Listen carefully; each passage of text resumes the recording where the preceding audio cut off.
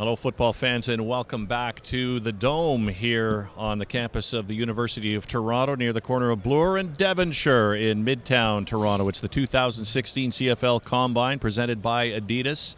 And more live streaming action for you coming up in just a moment. Defensive backs and wide receivers will be running their 40, and then they'll be partaking in some of the other drills, the agility skills drills, and also the one-on-ones to bring this 2016 Combine to a close. And as was the case last year when we first started the live streaming, we're pleased to be joined now by the general manager of the Toronto Argonauts, Mr. Jim Barker, who's going to give us his insights. And if I remember correctly, too, Jim, maybe predict some times before guys even hit the finish line.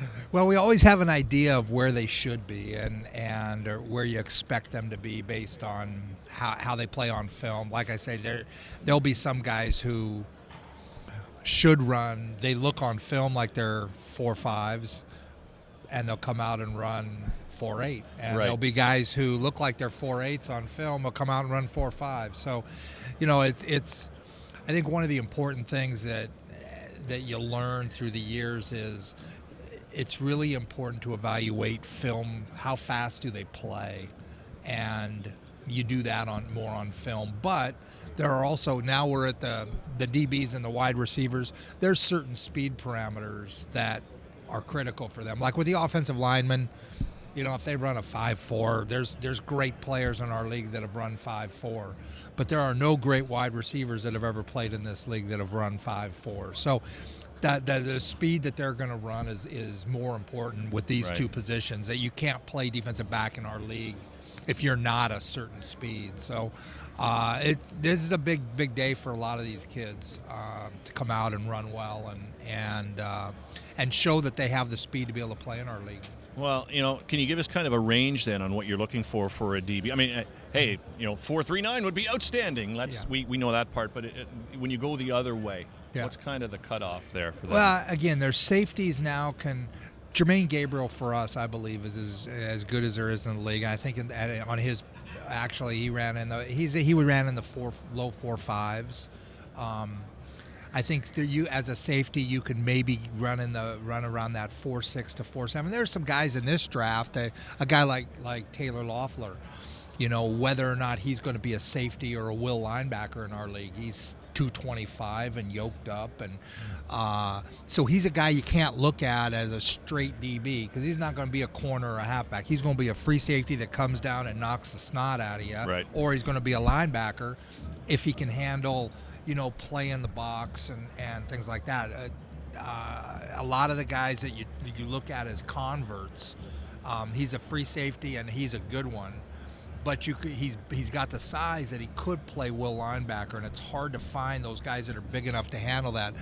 But you don't know how he'll do, and you won't know from this whether or not he'll be able to read blocking schemes and do the things you have to do to play inside linebacker. Right, and again, these are the kind of juicy morsels of information on a player's explosiveness and things like that all go into a bigger picture. There's no doubt, and there's a lot of correlations we look for. We got the vertical jump yesterday, and there's normally a correlation between what a guy vertical jumps and what he runs in the 40. So it'll be interesting to see how that plays out. But again, with this group, you're going to have some guys run 4.75, 4.8 that are still going to play in our league at other positions. The other thing is a lot of these guys are going to be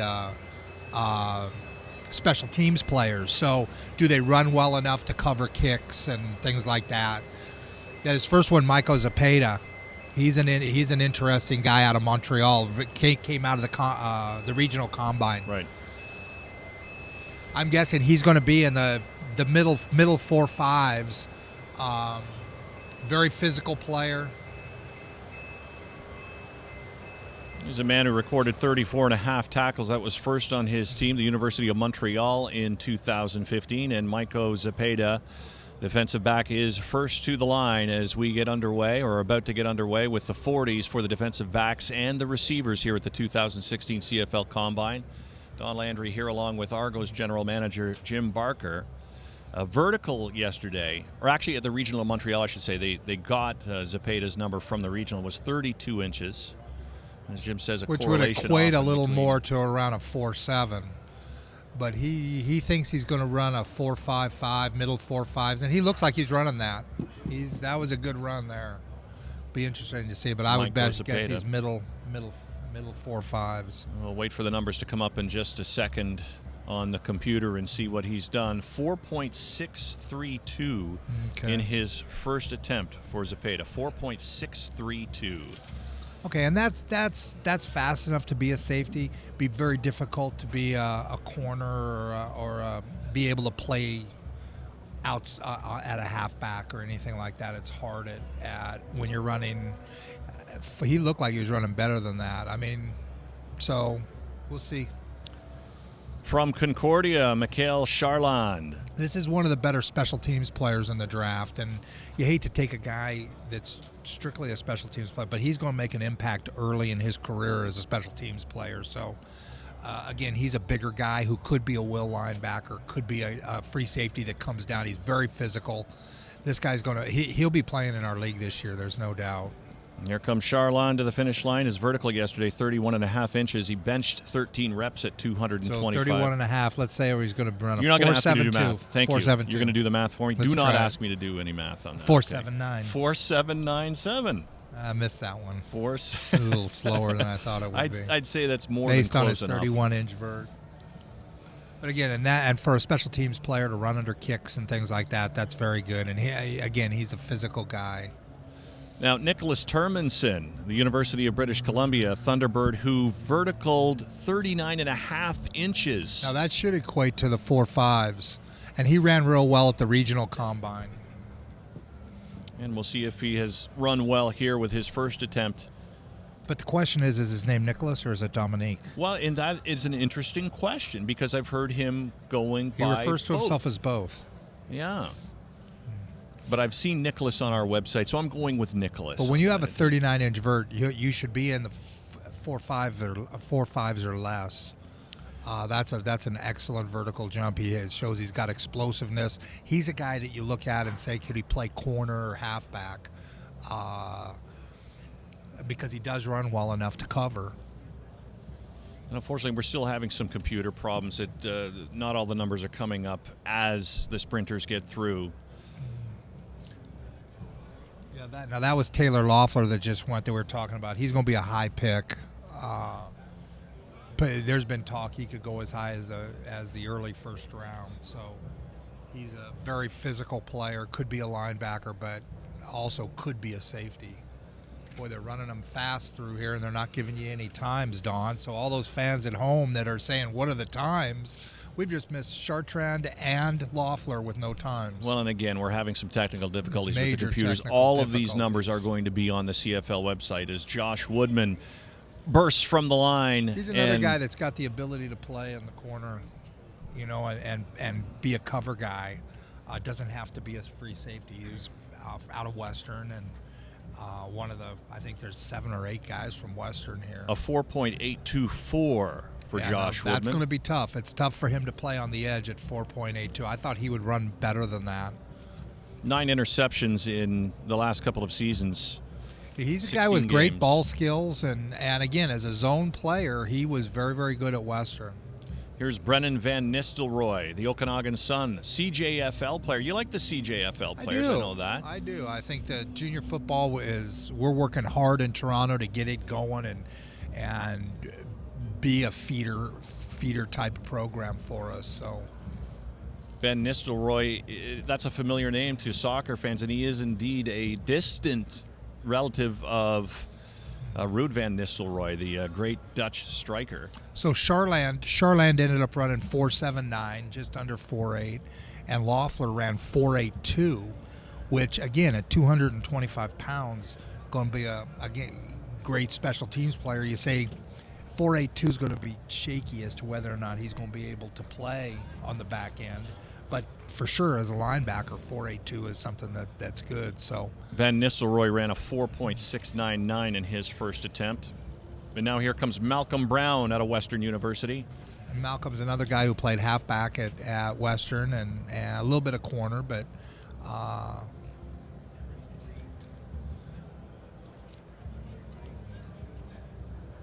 See what he did. 4.669. 4.669 is the time for Malcolm This Brown. group of DBs is not running like the DBs that we had last year. We had Tavon Campbell bust a 4.3, and I think we had a couple of 4.4s. And it's interesting, the NFL Combine, the same thing happened. Their DB class was just not what the other ones have been in terms of overall top-end speed. You're right, Tavon Campbell last year. Well, first, Shaq Murray-Lawrence, the running back, hit a 4.41. He was fastest on the day for a short period of time, and then Tavon Campbell came out and ran a 4.36, drafted by the Calgary Stampeders, now a Saskatchewan Roughrider. We're going into the second attempts now, and here's Maiko Zepeda to try to better his 4.632. Which ended up being the fastest time, huh? In this group, Félix Faubert-Lussier, the receiver, ran a little earlier today at a 4.58, and that's the gold standard so far. And that's for this group. The receiver group will have some guys who run pretty well. I would be surprised if they don't have somebody faster than that. Although Felix is a wide receiver. Boy, Michael almost busted his knee on that thing. He dove for the end. He cares. Gave us a little shout as he went by. He cares, I'll tell you that. This is really important to him. He was passionate in his interview.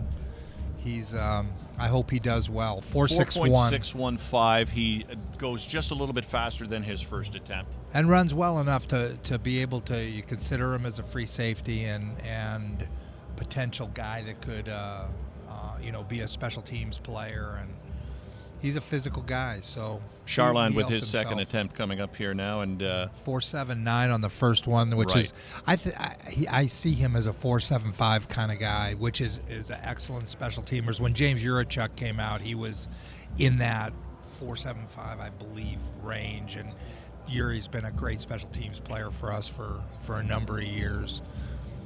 Charland was down and ready to go. Not too comfortable, though, and on his second attempt wants to make sure he's absolutely perfectly comfortable and can blast off. Like Loeffler, he's one of those guys. He could play free safety, he could play linebacker, and he gives you, when you draft him, some flexibility in terms of what he does. That was a smooth run, probably about the same. Probably Charland right. a 4.797 on his first attempt, and that was we'll about see. the same, I would bet. Jim Barker says the same as 4.797, and it comes in at 4.793. That's impressive. You're doing it again. You're doing it again. We don't even need it. Why am I even looking at that screen, folks? All right. Well, this time we have to watch Loeffler run and see how he looks running. This is Nicholas Terminson. Oh, this is Terminson. Yes, where's Loeffler? He's next. He'll be coming up next. That's a good run. That guy, he knows how to run. He got a 4.692 with his first attempt.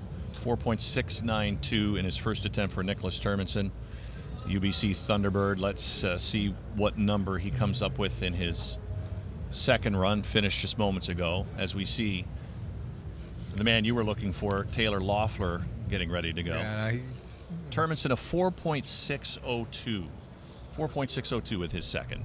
So Loeffler, he weighed in at like 220 something yesterday, and didn't seem that's really going to be smooth. about the same. He's going to be around a 4.8. Didn't seem really smooth in the first 10 yards there or so. Boy, is he a big kid, though. Look at him. Holy cow. 4.753, so he goes better. A 4.823 with his first run. He betters it, going 4.753 with his second, so he'll be pleased with that. He's a real prospect. He's a guy that's going to go somewhere pretty high. Josh Woodman at the starting line again. I was disappointed in his first run, so hopefully he gets whether it's his start or whatever, because this is a guy that I know coaches like a lot. Ran a 4.824 on his first attempt.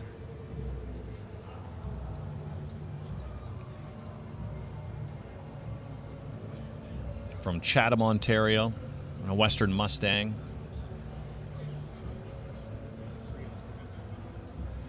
He was high out of his stance. It's not going to be much better. I didn't think he got a great start. But again, now he's a guy that you watch him on film and he plays faster than what his first time was. Yes, he's almost 4.77. He's a little faster, but 4.778 to be just a little bit faster than his first attempt. Yeah. For Josh Woodman. Brennan Van Nistelrooy back in for his second attempt. 4.699. Now he's a junior player, so today's going to be really important for him because the junior film is not like the CIS film, and so evaluating him is much tougher. So how he does in the one-on-ones and that type of thing is going to be important for him. He runs. I mean, he ran. What did he run? 4.69 the first time. He did. He's going to be. He looks like a 4.7 guy. That again, you're going to want to see how he does in the individual.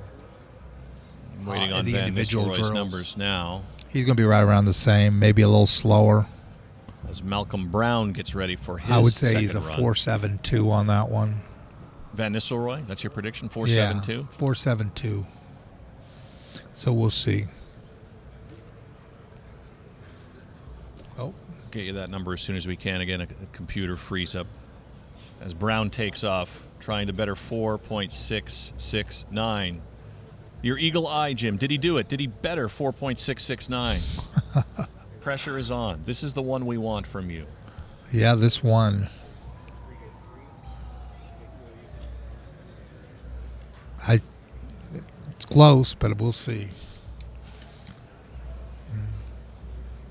We're not seeing the numbers. I want to remind you that all of the numbers, the top numbers from all of the events, for all of the players, will be on the CFL website. So the fastest time for the DBs was 4.60, and I can't remember a year when the DB class was the top time was 4.60. Like I said, last year, Tavon Campbell, I know, ran in the 4.3s, and right. I know we had a couple of 4.4s also, and but to have nobody under 4.6 is pretty surprising, and you know it's one of those things that some years it just might be that way. Top of the chart so far today, Felix Faubert-Lussier, who ran a little bit earlier, 4.58 his number, and that's the number to beat, and one group left to try and do that. The receivers are coming up in just a moment. And there'll be a couple of those guys who I would be surprised if they're not in the low 4.5s or under 4.5. There's a couple that I would expect would be in the 4.4s. So, and you never know about the clock. I mean, when you compare them, 4.58's the fastest time.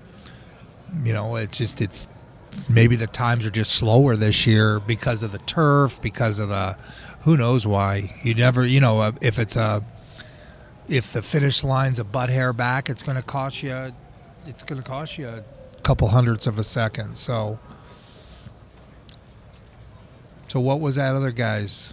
We did not see those last couple come up, so again, we'll try and get them if the computer can cycle them through. And again, a reminder that all of the results will be on the CFL website. Take this moment in time to remind you that the record is, and it's a handheld record, I should say, Jim, is 4.31. Stephen Turner out of Bishops in 2010. But when it comes to electronic timing, last year, Tavon Campbell at 4.36. Boy, Stephen Turner, what a great story that was. We drafted him I think he went in the 4th round, and the first play of his first training camp, he popped his Achilles and never was the same. When a speed guy pops his Achilles, it just doesn't come back the right way. And that was a great. I mean, it wasn't a great story for Steven, obviously, but again, a guy runs a 4.31.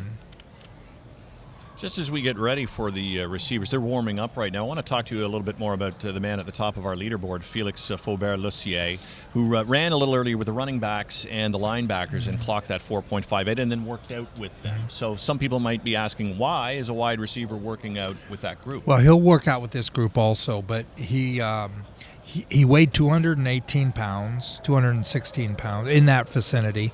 He's a physical guy who can block.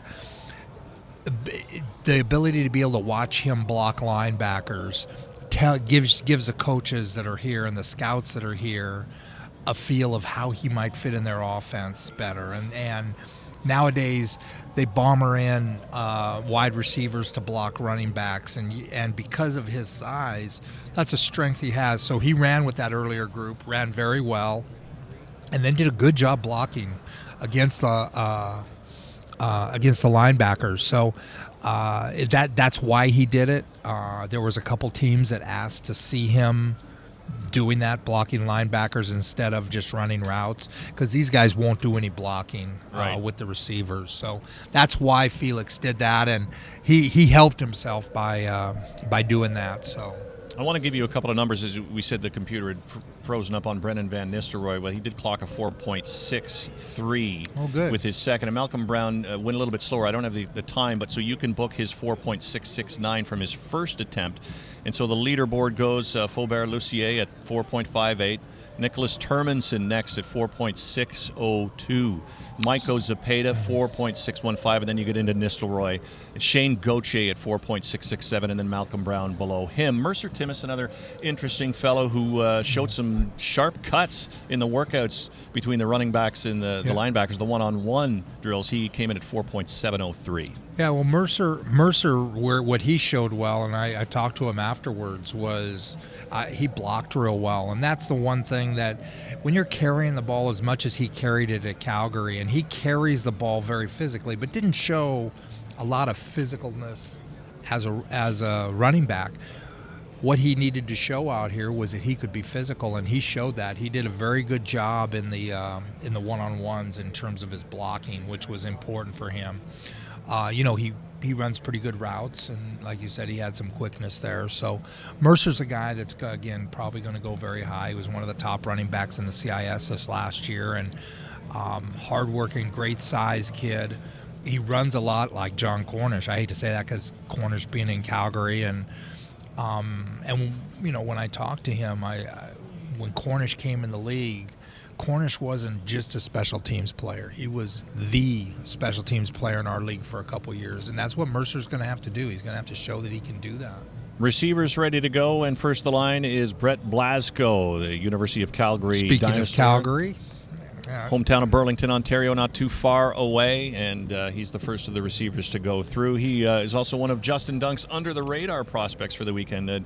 Justin will pick a few guys who maybe aren't quite getting the press that they could or should, and might after a combine, and he lists Brett Blasco as one of those players. Well, he's a solid guy with good size who could, be one of those typical Canadian slot receivers, and he'll block well and very willing. He's working with Larry Justanis down there in Burlington, and I don't know what he ran. I'm guessing it's right around 4.7 in that range.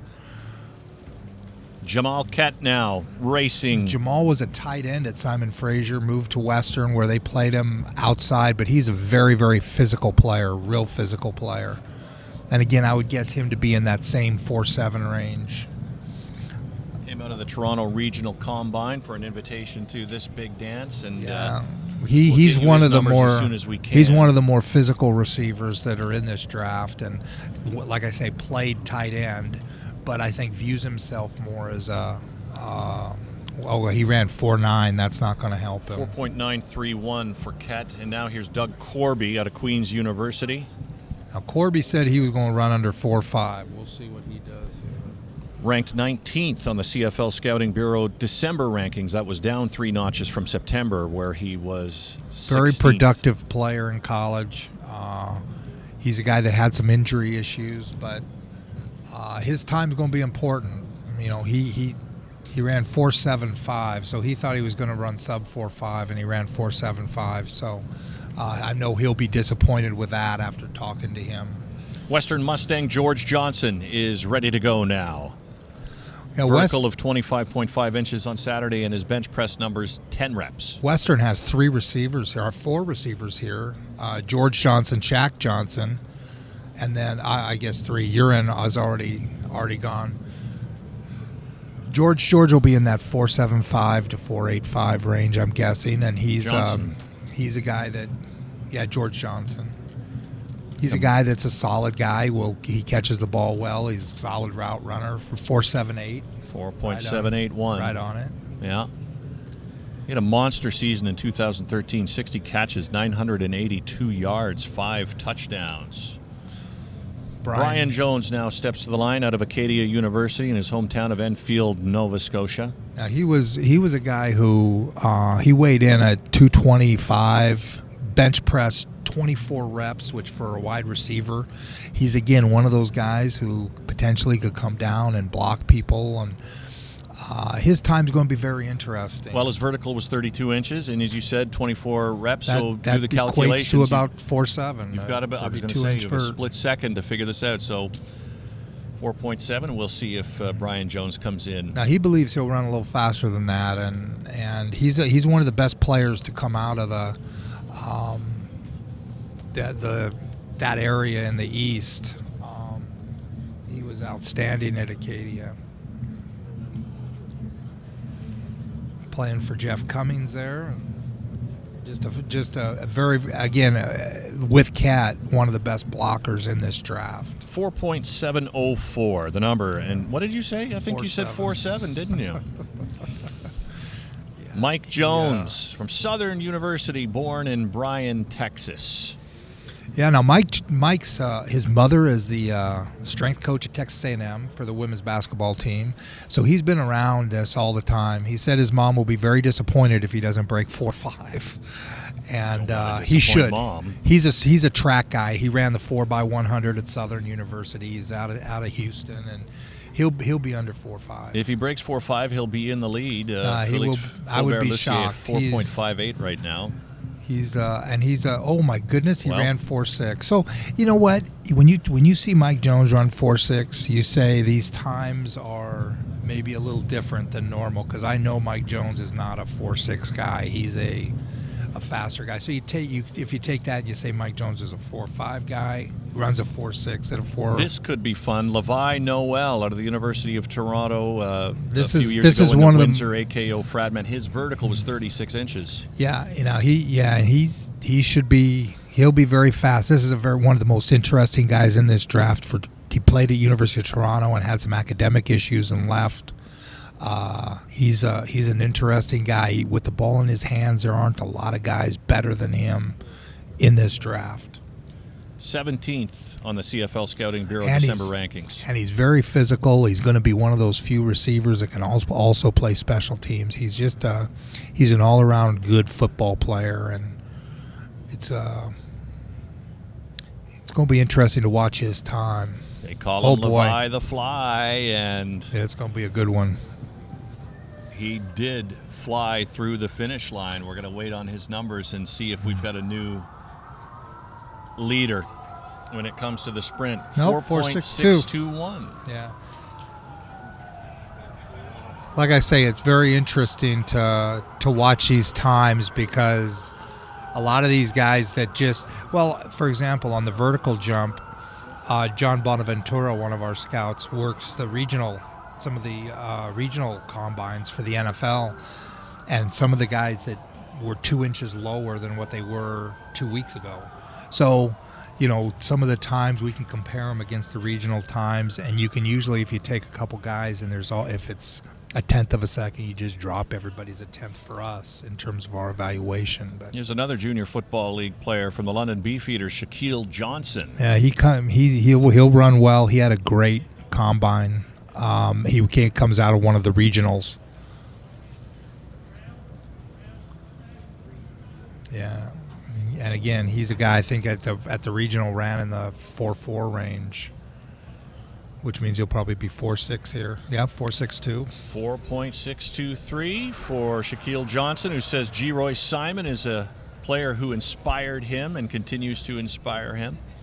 G. Roy, of course, knocking around these parts as the director of Canadian Scouting for the BC Lions. We had a nice chat with him yesterday, and he actually sat in during the bench press to do some commentary for us. Here's Joshua Stanford. This is an interesting player. He played at Virginia Tech, had a great rookie season with Virginia Tech, then got hurt and didn't play a lot, and then ended up transferring to Kansas, out of Mississauga. He's one of the more explosive receivers in the draft. He should run well. It's Stanford's through with his first attempt. He looked around the same as the others in that 4.6 range. Prediction of a 4.6. It's a 4.705 for him. And we're through the first attempts now, and so that means your second run comes up now, and Brett Blasco is ready to go.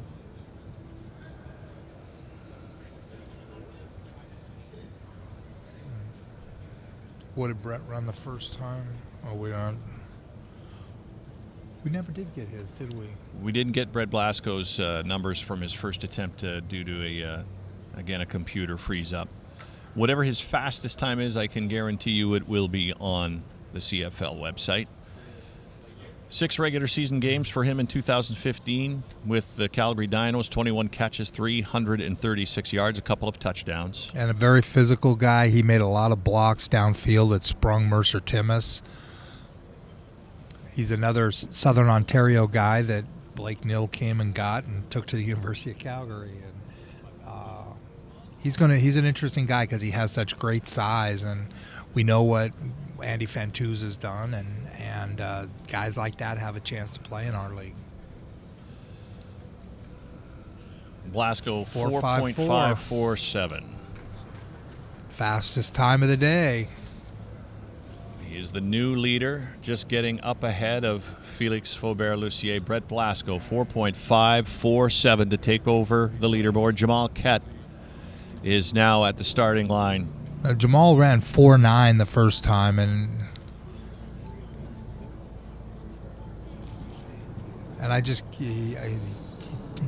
I believe he'll run better than that. 4.84. 4.84. Yes, 4.849 his second run through. And that means Doug Corby can now try to better his first attempt. 4.755 is what he was clocked at in his first 40.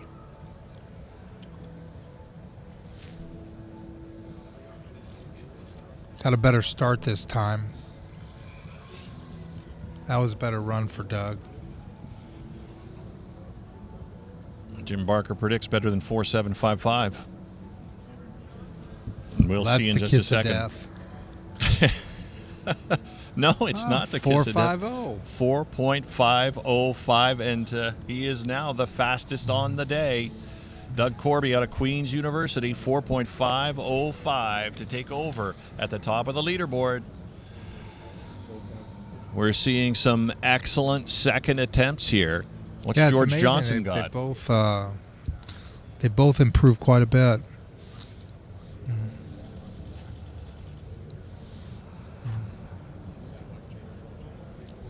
Is George Johnson, native of London, Ontario. Like I said, there's 4 guys in the draft this year from Western, 4 receivers: George Johnson, Shaq Johnson, I can't think of his first name, but Uran and Jamal Kett. So they had a dynamic receiving core, and it'll be interesting to see where those if all 4 get drafted. 4.869 on his second attempt for George Johnson. Brian Jones now. 4.704 is his first attempt. We've already seen a couple of terrific second runs. Doug Corby now the new leader at 4.505. So a 4.540 for him. Representing Queen's University, flying the flag high so far. We'll see if that holds as number 1. Brian Jones running strongly there, and the Acadia Axeman will get his time in just a second.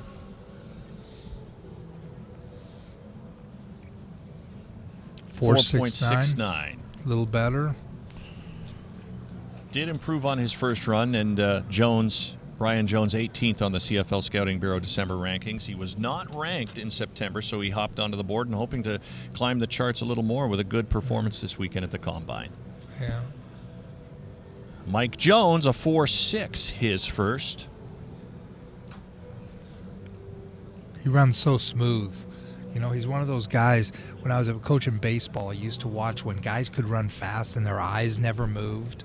Well, Mike Jones does that. He runs and his head doesn't move. And for a receiver to be able to run and have your eyes not jar as you run, like I say, Mike did that. And he's just a touch slower, and I mean just a touch slower at 4.65. oh, his mom is going to be upset with him. Yeah. I said, so will she get really angry? He goes, oh, she'll be really angry if I don't test well. Take it personal. What would it be like having your mother be a strength coach? Yeah, I can't even imagine. In Texas. Yeah. That'd be okay for me because I personally have no reason to measure my strength, agility, speed, that sort of thing, Jim. So I'd be all right with that. Had she been a broadcaster, that might have been tougher. Here's Levi the Fly with his second attempt. Oh, he pulled. He pulled. Did pull up near the finish line. So he might be out of the drills, and he needs to be in the drills. So we'll see what that wasn't good. Levi Noel is that'll be a lot slower. Just a little bit. He'll be in the 4.8s because he stopped about 4 yards early. Get his number in just a moment. In the meantime, well, you just hate to see Johnson is getting into the starting area. You hate to see guys get hurt in this because it's especially somebody like that played that played junior football last year, and chance for CFL coaches to be able to evaluate him against CFL talent. So here's Shaq Johnson from the London Beefeaters, 4.623 his first clocked time. Ready to go. And he played for London this year. He played for Western, had some academic issues, and he can run. There's no question. And he can separate. He runs good routes. Receiver in a kick returner as well. He returned 8 kicks for 222 yards last season and a touchdown, 7 punts for 77 yards. That's Shaq Johnson with the London Beefeaters. And Mike Jones also was a returner at Southern, returned kickoffs. And I think the last one I can remember was Marcus Howell, who's coaching in Saskatchewan now, who was a great returner in our league, in addition to being a very serviceable receiver. So you always look for those guys that can maybe do that.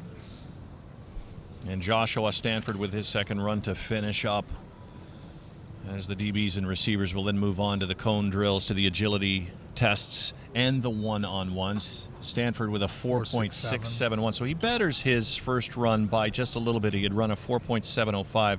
4.671 is his time, but at the top of the leaderboard we get Doug Nobody Corby broke on the day. 4.5. How about Nobody that did. on the whole day? Corby pretty close at 4.505. Yeah. Brett Blasco is number 2 out of the University of Calgary, 4.547. Shaq Johnson in third, 4.555. And Felix Faubert Lucier at 4.58. Nicholas Turbinson. Felix. Well, it's French. Would you not say that's Felix? No, he pronounced it Felix. I haven't talked to the young man directly, but that's more great information from Jim Barker. I thought it was just going to be math and calculations from you, but no pronunciation as well. You think it's Felix. I did because, I was born in Canada, the bilingual thing. So, I see Faubert Lucier, right? Felix. You're from California, right? So that's right. So he's Felix definitely Faubert Lucier? Like Felix Chevrolet used to. Jim, always a pleasure to have you. You did a great job last year. And again, terrific insight. We always enjoy our chats with you. And just before I let you go, tell me a little bit about the excitement of moving into BMO and where you are as a general manager. I know it's mostly football players and putting them in the right places, but you've got other things to worry about and think about too, don't you? Oh, it's exciting. The new ownership is we're looking at putting in a new weight room out by where our facility is, so our players can get the same advantages as everybody else. And the new stadium is going up and just looking fantastic when you drive by it. It's just, with the cover, they put the covers, the covered over the stands, and right. It's going to be so fantastic for the Grey Cup this year. And I guess they just announced that there was going to be potentially a Winter Classic there. There will be. There's going to be that. So the whole BMO field experience and the playing on a grass field, and our players are so excited about it. Our locker room is coming along there, and we're really, really excited to be able to to experience some of the things that we haven't had a chance to in the in a long time here. Yeah, it's been a bit of a nomadic experience for a while, but at long last. Yeah, it was funny because Ricky Foley said the other day, he came in the office and Coach Milanovic had been saying to him, just a couple more years, it's gonna, you're gonna reap the benefits. And Ricky said, I can see it now. I can see it.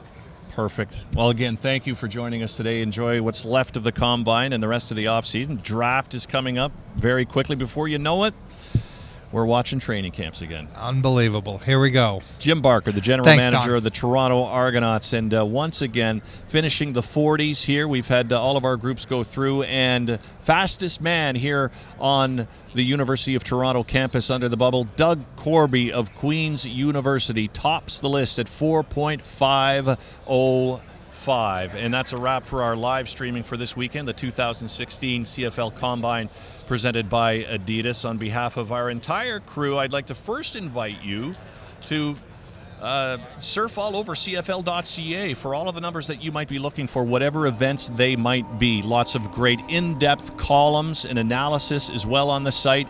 Video all over the place. You want to see the live streaming of the sprints, you can see that. You want to see a portion of it, you can. And also yesterday's bench press. It's all at CFL.ca. I'm Don Landry. Thanks for tuning in, and we'll see you again next year when we gather again in Toronto for the CFL Combine. So long from the University of Toronto.